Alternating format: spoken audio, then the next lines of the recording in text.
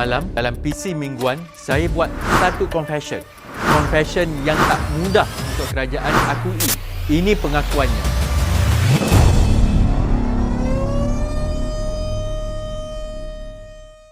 Kesan krisis kini tidak lagi hanya berada di peringkat pasaran global.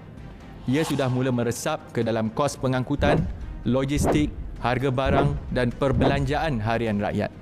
Dengan kata lain, rakyat kini sedang berhadapan dengan fasa penyesuaian kos yang semakin nyata, tetapi sebagai tindakan yang lebih bertanggungjawab. Menjadi tugas kita bercakap dengan jujur, memberitahu perkara yang sebenar dan transparan kepada orang awam, sementara kita perlu juga bertindak dengan pantas. Saudara-saudari boleh tonton jelasan yang panjang lebar dalam rakaman video semalam.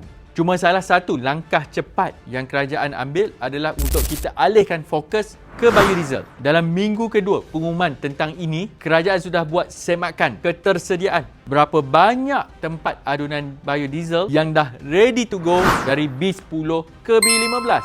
Mendapati lebih 70% depo pengadu di Malaysia bersedia untuk melaksanakan biodiesel B15 menggunakan fasiliti sedia ada. Ini bermakna biodiesel B12 dan kemudiannya B15 akan ready di stesen-stesen minyak sekejap saja lagi. Dah tak lama dah. Soalannya bukan sekadar bila, tetapi kita kena pastikan pelaksanaannya nanti sempurna dan memudahkan transisi ke arah biodiesel yang lebih tinggi.